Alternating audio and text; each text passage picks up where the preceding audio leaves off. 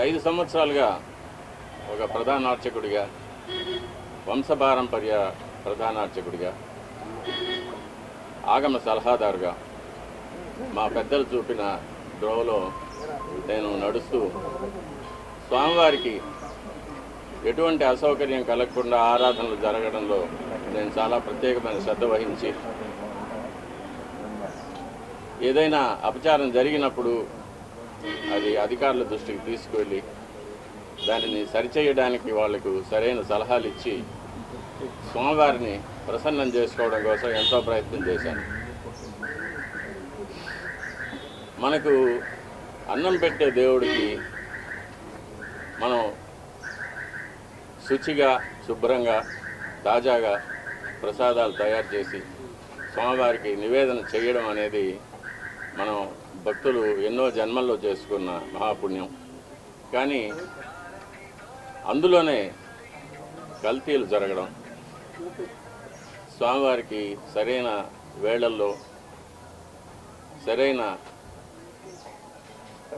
పరిమాణాల్లో స్వామివారికి నైవేద్యం కాకపోవడం అనేది చాలా విచారకరమైన విషయం. అందులోనూ ఆగమశాస్త్ర ప్రకారంగా ఆవుకు ఆగమ కార్యక్రమాల్లో ఎంతో విలువైన స్థానం ఉంది. గోక్షీరం కానీ, ఆవు పాలతో స్వామివారికి అభిషేకం జరుగుతుంది. సుప్రభాతంలో ఏకాంత సేవలో నివేదన జరుగుతుంది. ఆవు పెరుగుతో స్వామివారికి దధ్యోదనం మొదలైన ప్రసాదాలు తయారు చేసి నైవేద్యం పెడతాము. ఉత్సవాల అభిషేకాల్లో గోదధ్యి వాడతాము. గోఘృతం అనేది స్వామివారికి నైవేద్యాల్లో, అన్నప్రసాదాల్లో, పణ్యారాలనే లడ్డు, వడ మొదలైన ప్రసాదాల్లో వాడతాము. అలాగే గోమూత్రం కానీ, గోమయం కానీ, యాగశాలను కానీ, ఆలయాన్ని కానీ శుద్ధి చేయడానికి వాడతాము. అటువంటి పవిత్రమైన గోవు యొక్క ఘృతాన్ని కల్తీ చేయడం అనేది అది స్వామివారికి, మనకు జీవితాన్ని ఇచ్చే స్వామివారికి ఇటువంటి అపచారం జరగడం అనేది చాలా విచారకరమైన విషయం. ఇవన్నీ చూసే పాపం కూడా మనం చేశామా అనిపిస్తుంది ఒక్కొక్కసారి. దీన్ని ఎన్నోసార్లు అప్పటి ఈఓ గారికి, చైర్మన్ గారికి దృష్టికి తీసుకెళ్ళి ఇలా ప్రసాదాల నాణ్యత సరిగ్గా లేదు, ముందులాగా లేదు, ప్రసాదాల పరిమాణాలు స్వామివారికి సరిగ్గా నివేదన కావడం లేదు, సరైన ఆగమ ఉక్తమైన కాలాల్లో స్వామివారికి నైవేద్యాలు జరగడం లేదని ఎన్నోసార్లు దృష్టికి తీసుకెళ్ళాం. కానీ లాభం లేకపోయింది. దీనికి మరొక కారణం నాది ఒంటరి పోరాటం అయిపోయింది. నాకు ఈ విషయాల్లో సహకరించేదానికి నా తోటి అర్చకులు ఎవరూ కూడా వారి వారి వ్యక్తిగత కారణాల వల్ల ముందుకు రాలేదు. ప్రధాన పరిచారకులైన వాళ్ళు రాలేదు. కాబట్టి ఇది ఈ 5 ఏళ్ళు నిరభ్యంతరంగా ఈ మహాపాపం జరిగిపోయింది. ఒక సైంటిస్ట్గా ఈ నెయ్యి యొక్క పరీక్షల యొక్క ఫలితాలు కూడా నేను చూశాను, ల్యాబ్ రిపోర్ట్స్ చూశాను. ఇందులో కూడా వెజిటబుల్ ఫ్యాటు, అనిమల్ ఫ్యాటు, జంతువుల యొక్క కొవ్వు పదార్థం, స్థావరాల యొక్క, జంగమాల యొక్క కొవ్వు పదార్థాలు కలిసినట్టుగా ల్యాబ్ రిపోర్ట్ను చూశాను. పరిశుద్ధమైన ఆవు పాలతో తయారు చేసిన నెయ్యిలో అది స్థావరమైనా కానీ, జంగమమైనా కానీ కొవ్వు పదార్థాలు కలవడానికి వీలు లేదు. అది ఇంప్యూరిటీస్ కింద లెక్క వస్తుంది. ఇప్పటి ప్రభుత్వం పదవికి రాగానే తిరుమలను ప్రక్షాళన చేస్తామని తిరుమలలోనే ముఖ్యమంత్రి గారు సెలవిచ్చారు. దానికి తగినట్లు ఎన్నో చర్యలు తీసుకున్నారు కూడా. ఇది అనుకోకుండా బయటపడిన విషయం. దీనికి కూడా పరిహారంగా కర్ణాటక డైరీ నుంచి నందిని మార్కు నెయ్యిని, శుద్ధమైన ఆవు నెయ్యిని మళ్ళీ కొని స్వామివారికి ప్రసాదాలు తయారు చేయించడానికి ప్రభుత్వం నిర్ణయం తీసుకుంది. చాలా హర్షణీయమైన విషయం.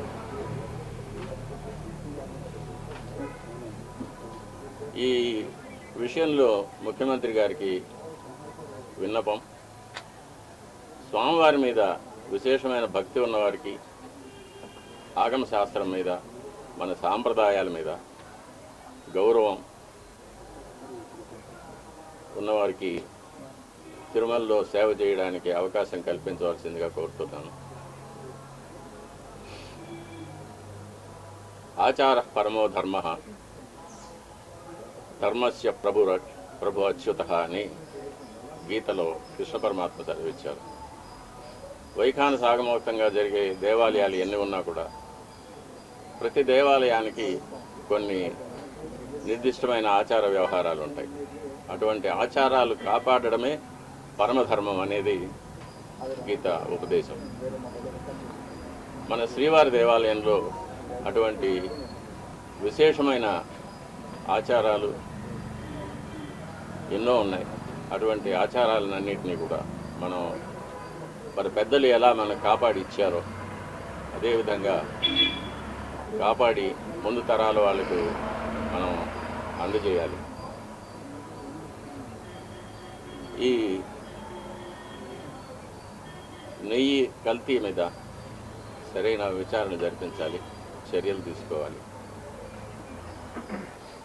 ఇటువంటి విషయాలు నేను అధికారుల దృష్టికి, చైర్మన్ దృష్టికి తీసుకెళ్ళడం వల్ల నాకు వాళ్ళ వద్ద చెడ్డ పేరు వచ్చింది.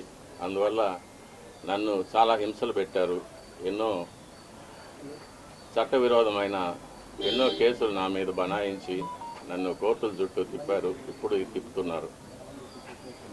వీటన్నిటిని కూడా ముఖ్యమంత్రి గారు గమనించి సరిచేయవలసిందిగా కోరుతున్నాను.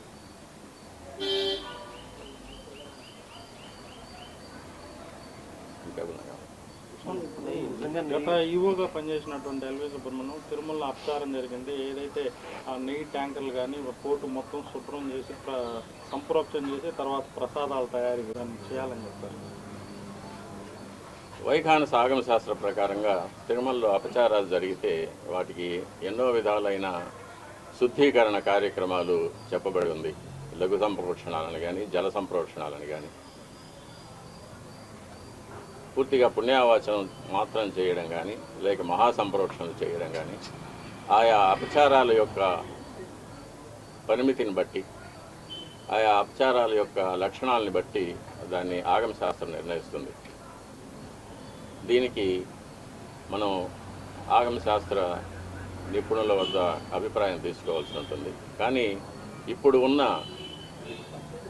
ఆగమ సలహాదారుల కమిటీ అనేది పూర్తిగా తిరుమల తిరుపతి దేవస్థానం ఉద్యోగులతో కూర్చబడింది కాబట్టి వారికి ఒక స్వతంత్రమైన అభిప్రాయం ఇచ్చే ధైర్యం లేదు. కాబట్టి దీన్ని బయటి రాష్ట్రాల నుంచి కానీ, మన రాష్ట్రంలోని వివిధ దేవాలయాల నుంచి కానీ, వైఖాన సాగమ శాస్త్రంలో సరైన అనుభవం, విద్య ఉన్న వారి చేత మనం వారితో సంప్రదించి మనం దీనికి శుద్ధీకరణ చర్యలు చేపట్టవలసి అవసరం ఎంతైనా ఉంది. స్వామి, ఇది నెయ్యి టెస్ట్కి పంపించింది జూలై 17. జూలైలో వచ్చిన నెయ్యిని టెస్ట్కి పంపించారు. అప్పటికి ప్రభుత్వం కూడా మారిపోయింది. ఇప్పుడున్న ప్రభుత్వం ఉంది. అప్పుడు వచ్చిన నెయ్యిని టెస్ట్కి పంపించారు. దీనికి సంబంధించి మీరు ఏమంటారు? అది నాకు ఆ వివరాలన్నీ తెలీదు. నేను చూసిన ల్యాబ్ రిపోర్ట్ దాని మీద వచ్చిన వార్తల మీద నేను స్పందిస్తున్నాను. కానీ నెంబర్లు కూడా 2 రకాలుగా ఉన్నాయి. రెండింటి కూడా పోలిక లేదని చెప్తున్నారు. దీని ఏమైనా మీరు గుర్తించారా? టీటీడీ అఫీషియల్స్ ఏమైనా మాట్లాడారు? ఎవరు ఏ ప్రభుత్వం అయినా కానీ, ఏ అధికారి అయినా కానీ స్వామివారికి ఆగమోక్తంగా జరగవలసిన కార్యక్రమాలు, పూజలు, అభిషేకాలు, అలంకారాలు, ఆరగింపులు ఇవన్నీ కూడా శాస్త్రోక్తంగా జరిపే వరకు ఎటువంటి విమర్శలు ఉండవు, భక్తులకు ఎటువంటి బాధ ఉండదు. కాబట్టి ఎవరు వచ్చినా కూడా స్వామివారు మనకందరికీ అధికారి అని, స్వామివారిని తృప్తిపరచడం వల్ల మనమందరం క్షేమంగా ఉంటామనే ఒక నమ్మకంతో మన సనాతన ధర్మం మీద ఉన్న నమ్మకంతో మనం నడుచుకుంటే అందరూ క్షేమంగా ఉంటాము. ఇందులో ప్రభుత్వం ఈ ప్రభుత్వము ఆ ప్రభుత్వం అనేదో లేకపోతే దీనివల్ల ఎవరు లాభపడతారు ఎవరు నష్టపడతారు అనేది విషయం కాదు. ఇది లౌకికమైన విషయం కాదు, ఇది దైవికమైన విషయం, ఆగమ శాస్త్ర సంబంధమైన విషయం. కాబట్టి ఆ సంబంధంగానే నేను కూడా ఈ విషయంలో నేను మాట్లాడుతున్నాను. సో గతంలో మీరు స్వామివారికి నివేదనలు సరిగ్గా చేయటం లేదని చెప్పి ఆరోపించారు. ప్లస్ గత 5 ఏళ్ళలో కూడా అధికారులకి పాలక మండలి దృష్టికి కూడా తీసుకెళ్ళాను, అయినా ఇలాంటి చర్యలు తీసుకోలేదన్నారు. ఇప్పుడు ప్రభుత్వం మారాక స్వామివారికి నివేదనలు సక్రమంగా జరుగుతున్నాయి. నేను గత ప్రభుత్వం నా పైన చేసిన కొన్ని కోర్టు కేసుల వల్ల నేను ఆలయానికి దూరంగా ఉండవలసి వచ్చింది. అంటే ప్రధాన అర్చక పదవికి దూరంగా ఉండవలసి వచ్చింది. నేను ప్రధాన అర్చకుడిగా చేయవలసిన నా కార్యక్రమాలు నేను చేయకుండా నన్ను నిలిపివేశారు. కాబట్టి ఇప్పుడు ఎలా జరుగుతున్నది అనేది ఇప్పుడున్న ప్రధాన అర్చకులు ఆగమ సలహాదారులు వాళ్ళు చూసుకోవాల్సిన వాళ్ళ యొక్క కైంకర్యాలు అవి. గతంలో మీ అభ్యంతరాలు ఎవరు పట్టించుకోలేదు స్వామి? ఎన్నోసార్లు ఇది దృష్టికి తీసుకువచ్చాను, ఈఓ గారి దృష్టికి, చైర్మన్ గారి దృష్టికి, కానీ ఎవరు దీన్ని పట్టించుకోలేదు. కాబట్టి అది అలాగే జరుగుతూనే వచ్చింది. దాన్ని చూసి బాధపడటం తప్ప నేను ఇంకేమీ చేయలేకపోయాను. దీనివల్ల నేను చాలా ఇబ్బందులు పడాల్సి వచ్చింది. అయినా పర్వాలేదు, మా స్వామి కోసం నేను ఇది చేస్తున్నాను. మా స్వామి తృప్తిగా నైవేద్యాలు స్వీకరించి ప్రసన్నుడుగా ఉండి భక్తులను అనుగ్రహిస్తే అంతే చాలు. నా ఇబ్బందులు అది నాకు దాని గురించి నాకు ఎటువంటి కష్టం లేదు. గతంలో శ్రీవారి ఆలయం పైన విమానం పోతే రాష్ట్రానికి దేశానికి అపచారం అని చెప్పి మీరు చెప్పారు, పాలకులకు కూడా ఇబ్బంది అన్నారు. ఇప్పుడు శ్రీవారి ఆలయంపై విమానాలతో నిత్యకృత్యంగా మారుతుంది. దీనివల్ల కూడా రాష్ట్రంలో ఇప్పుడు విజయవాడలో జరిగిన కొత్త కావచ్చు ఇలాంటివన్నీ సంభవిస్తుంది అనుకుంటారు. ఇది నా పరిధిలో ఏదైనా అపచారం జరిగినప్పుడు దాన్ని అధికారుల దృష్టికి తీసుకువెళ్ళడం ఒక్కటే ఒక అర్చకుడిగా, ఒక భక్తుడిగా నా కర్తవ్యం. అది దాని మీద చర్యలు తీసుకోవాల్సింది దానికి సంబంధించిన అధికారులు కానీ ప్రభుత్వాలు కానీ వారి యొక్క కర్తవ్యాలు అవి.